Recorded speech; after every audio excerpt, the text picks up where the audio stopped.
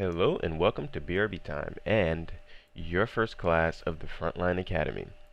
In our last class, we went over the complete basics of PvP, how you can get into it, and what benefits you can gain from playing. However, today I think we're going to take a look at the positionals required in order for you to succeed in an arena setting. This video will cover placement of healers, placement of DPS, and how to avoid breaking line of sight. So without any further delays, let's go ahead and jump right into it. So the footage I have picked for today is footage that I picked specifically because I felt like I was being carried through this match. I had been matched with great DPS and a great tank who know very well what they're doing, but I knew that I was recording this footage just because I was trying to practice on my own gameplay and asking for advice from other players. So the one thing that I do feel like I did pretty okay in this match is work on my positioning and staying in positions that are really good for myself and for my team to come help me. However, there were slight positioning problems that I had throughout the match, and I'll be pointing them out as we go along. So as you can see here, the distance that I'm standing away from the fight is close enough to where I can see what's going on and I can assist people if necessary, but far away enough where I can prepare myself to purify if someone comes to stun me at an inopportune time. Generally when you're healing, you want to be at a distance like that, where if someone's coming to stun you, you can watch them come to you and you can go ahead and get your thumb on the button to purify. You should also take note, if you're a DPS player, the locations that my DPS players are standing from me. None of them are running behind walls and trying to evade damage and also evade my heals. They're trusting me to keep them alive through damage, which is better than them running away and trying to kite and getting themselves killed. In some cases, it's better to just tank damage as a DPS than to just run away. For example, our monk here had just recently used Riddle of Earth, and it had proc Earth's reply, so they were relying on me to keep them alive, and I was able to do it just because they weren't line of sighting me. So keep that in mind when you're playing a DPS. Notice this positioning here. My entire team has crossed over the bridge, but I have decided to stay on the bridge. This is because I know that if I'm staying on the bridge, there's only one direction they can attack me from. I never want to push directly into their base unless it's going to secure a win. The reason why is because if they start attacking me from every direction, I have nowhere to line of sight them or kite away to. By staying on the bridge, I'm able to decide which way I want to be attacked from.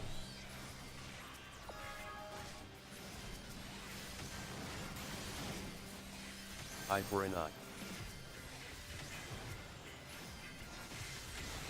This is an example of incredibly bad positioning, especially considering we just lost a player beforehand. I never want to be out in the open just like that.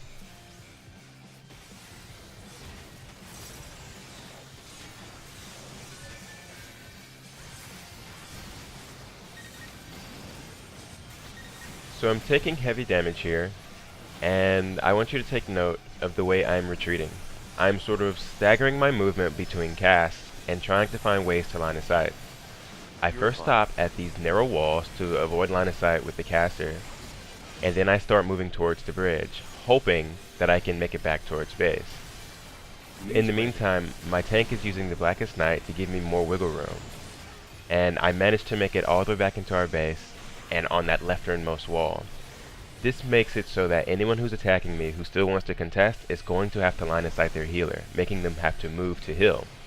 This means that attacking me becomes significantly more risky, and my team can secure a kill.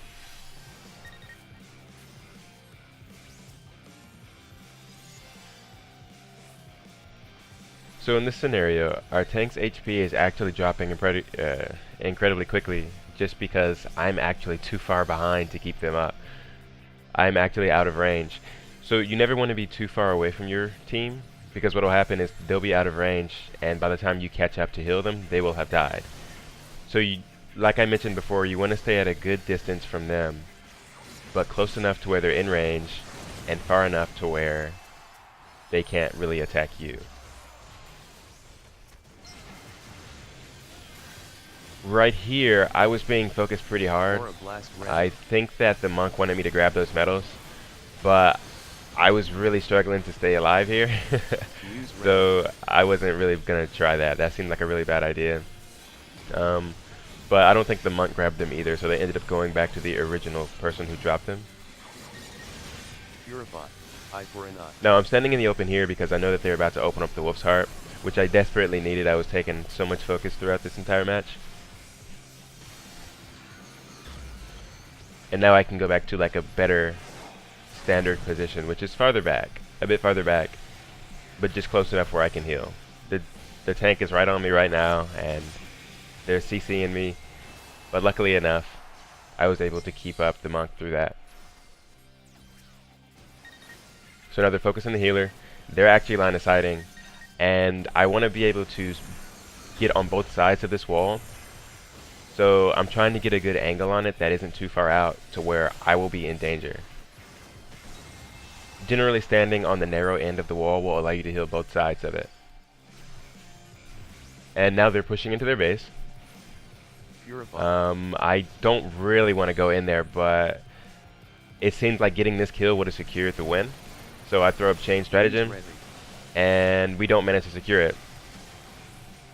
So now it's pretty risky. We're actually pretty deep, and their entire team is up right now, I think. Ether But flow our ready. team is focusing the Dark Knight.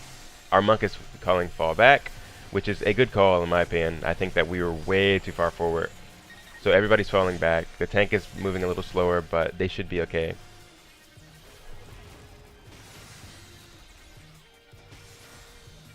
Now I'm doing my best to try and keep up. I had to use my limit break in order to do this, because too many people were taking too much damage all at one point. So we fell back a little bit. We're not really on their bridge anymore, but they're really trying to secure this win. They just got to kill like 1 or 2 more people, and that would be it. So they're really going for it. But again, this is really, really risky because we're really far forward. I just got stunned. This is pretty bad for me. If they were more coordinated, we would have almost certainly lost somebody there. And the monk is diving again, which is, like I said, not really the best, because this is a really, really bad position to be in.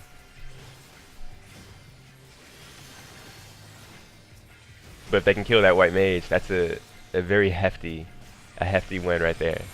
I'm running low on MP. I had to use Muse, and I'm using Aether Flow to get me back stabilized. Purify. I just need anyone to get a single kill here. I don't want it to go into culling time. I'm stunned. I'm taking a lot of damage. Oh my god, culling time has started. Uh-oh, somebody's gonna die. There we go. That's one death. And I have Aura blast my MP ready. is sort of low. I can't survive this for too much longer. And this is the worst position to be in. I got unmended back into the entire group. I'm doing what I can to try and stay alive. I'm going to try to line of sight a little bit. But the summoner is in a position where he can hit both sides of that wall. So I'm trying to fall back. Eye for My an eye. MP is running low. And what's going to happen? And of course I die. Because there was just too much damage going on there, and I was not in any sort of good positioning for that. Luckily enough, one of my Use teammates managed to get a kill as soon as I go Ether flow down, verify. making it worthwhile. But, of course, I can't even get out to heal them fast enough, so it doesn't really work in our favor that much. But the match is over. So we managed to hold out just as long as we needed to. And we secured ourselves a win, but mostly due to my team being fairly Aura strong. blast ready. I had a fairly strong team that match. So shout outs to those players who carried me through that match. I'm a gold, they're all platinums and diamonds. At least at the time of this video, they're all platinums and diamonds, and I'm just a gold. But I hope this video has shown you what I mean by positioning and being in the correct location at the correct time. It makes a world of difference when it comes to staying alive and, you know, keeping everyone else alive as well. Hopefully DPS players out there will see this point of view of a healer and can learn from it. Anyway, this wraps up my video covering positioning in 4v4 arenas. Thank you very much for watching, and I appreciate it greatly. And I hope you come back for the next Frontline Academy. Until then, I'll see you next time. Take care.